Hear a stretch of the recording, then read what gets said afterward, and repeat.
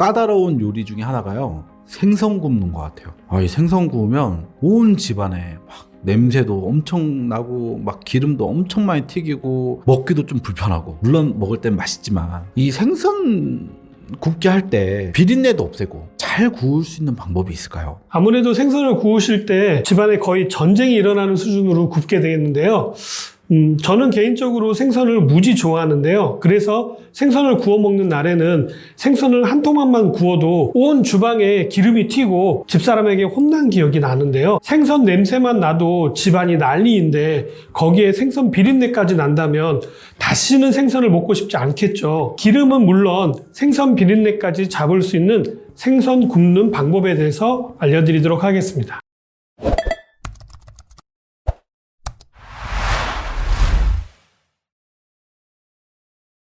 먼저 생선 비린내는 왜 나는 걸까요? 트리메틸아민이라고 하는 성분 때문인데요. 생선 표면에 있는 지단백이 세균에 의해서 환원이 돼서 원래는 약간 단맛이 났던 물질이 아주 특이한 비린내를 내는 물질로 변화되기 때문에 나타나는 현상입니다. 발냄새도 같은 이유인데요. 발에 있는 세균에 의해서 발에서 나는 땀이 분해되면서 나타나는 게 바로 발골항내라고 하는 냄새인 것이죠. 생선 100g당 트리메틸아민 함량이 약 3g 이상만 돼도 생선 비린내가 날 수 있다고 합니다. 농도가 높을수록 암모니아 냄새에 가까워져서 생선의 신선도에 따라서 비린내도 더 심하게 나타나는 것이죠. 비린내가 심할수록 생선은 바다를 떠난 지 오래된 것으로 보면 될 것 같은데요. 갓 잡은 생선은 바로 썰어서 회로 만들기 때문에 트리메틸아민 성분 자체가 적어서 비린내가 덜 난다고 할 수 있고요. 죽고 난 후에는 트리메틸아민이 분해가 되기 시작한 시점부터서 그 성분들이 점점점 증가함으로 인해서 비린내가 점점 심해지는 것입니다.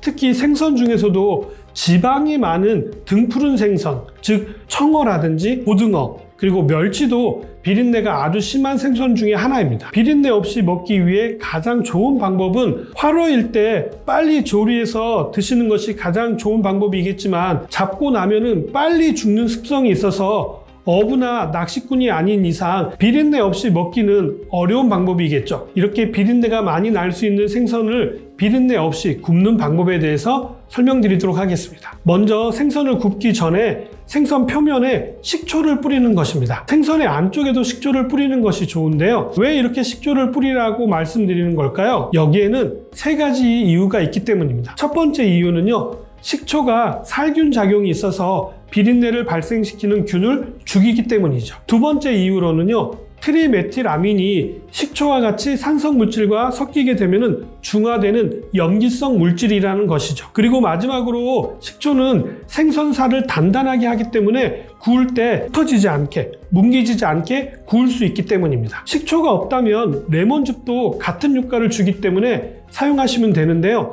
보통 횟집에 가면 회가 나올 때 레몬이 같이 나오는 거 한 번쯤 보신 적 있으시죠? 저 같은 경우에는요, 레몬을 회에 직접 뿌리지 않고 간장에다가 뿌려서 생선을 찍어 먹는 것을 좋아합니다. 이렇게 드시면 생선살이 좀 더 탱글탱글한 느낌을 가질 수가 있거든요. 이렇게 식초를 뿌리면 생선에서 신맛이 나지 않을까 걱정하시는 분들이 계실 텐데요. 신맛은 전혀 나질 않습니다. 메틸아민의 중화작용으로 사용되기 때문에 신맛이 없어지기도 하고요. 남아있는 식초는 가열을 통해서 다 날아가기 때문입니다. 이때 식초만 날아가는 게 아니라 생선 비린내도 같이 날아가게 되는 것이죠. 생선을 냄새 없이 굽는 방법과 맛있게 골고루 익히는 방법에 대해서 말씀드리도록 하겠습니다. 이전에 건나물 영상에서도 알려드렸던 방법인데요. 바로 종이 호일을 이용하는 것입니다. 먼저 후라이팬의 크기보다 좀 더 길게 잘라서 종이 호일 위에 식용유를 조금 뿌려줍니다. 이렇게 식용유를 바른 종이 호일 위에다가 생선을 얹고 생선 윗면에도 식용유를 조금 뿌려줍니다. 이때 생선을 놓는 위치가 중요한데요. 등 쪽, 껍질이 있는 쪽에 지방이 있기 때문에 그 부분을 먼저 굽는 것을 권장해 드립니다. 등 쪽을 프라이팬 밑바닥에 갈 수 있도록 종이 호일 위에다 얹으셔야겠죠. 그리고 종이 호일로 생선을 포장하듯이 덮어주고 중약불로 예열시킨 프라이팬에다가 종이 호일로 감싼 생선을 그대로 올리고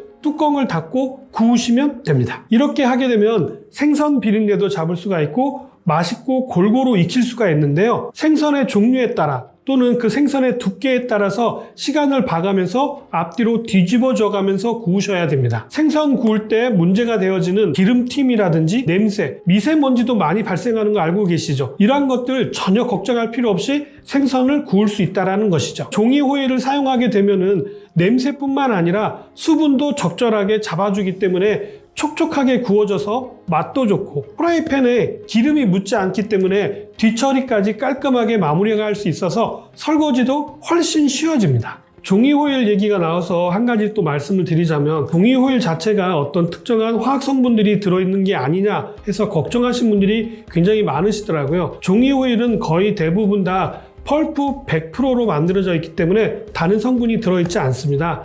안심하고 쓰셔도 되고요. 생선을 쪄서 먹는 게 건강에 좋으냐 아니면 구워서 먹는 게 좋으냐 이렇게 질문하신 분들도 의외로 많으시더라고요. 쪄서 드시나 구워서 드시나 둘 다 맛있게 드시면 됩니다. 단 구우실 때 주의가 필요한데요. 타지 않게 구우시는 게 중요합니다. 이 생선 표면이 타게 되면 단백질 변성에 의해서 발암 물질이 만들어질 수가 있거든요. 가급적이면 구워 드셔도 좋긴 합니다만 구우실 때는 겉표면이 타지 않게 굽는 거 꼭 기억하시기 바랍니다. 종이 호일을 후라이팬에 넣으면 불이 붙지 않을까 걱정하시는 분들이 많이 계시는데요. 조리 온도보다 높은 약 230도 이상 되어야 하기 때문에 타지 않습니다. 이렇게 생선을 구워 드시면 깔끔하고 맛있게 드실 수가 있는데요. 생선을 다루게 되다 보면 손을 비롯해서 도마라든지 칼 등등 여기저기에 생선의 흔적들이 남을 수밖에 없겠죠. 생선 흔적을 지우는 데 도움이 되는 것도 알려드리도록 하겠습니다. 여기저기에 남아있는 생선 흔적을 지울 수 있는 방법 첫 번째, 레몬이라든지 귤 껍질을 이용하시라는 것입니다. 천연의 계면활성제가 들어있어서 기름기 제거에도 도움이 되고, 리모넨이라고 하는 성분은 탈취 효과도 좋아서 비린내를 제거하는 데 도움이 됩니다. 레몬이나 귤 껍질을 넣고 물을 부어서 끓여도 효과가 좋다고 하니까 한 번쯤 사용해 보시는 것도 좋을 것 같고요. 레몬이나 귤이 없다면 식초와 물을 1:3 비율로 잡으시고 이 물에 도마를 담그어 두시거나 이 식초물을 뿌려주신 후에 잠시 두었다가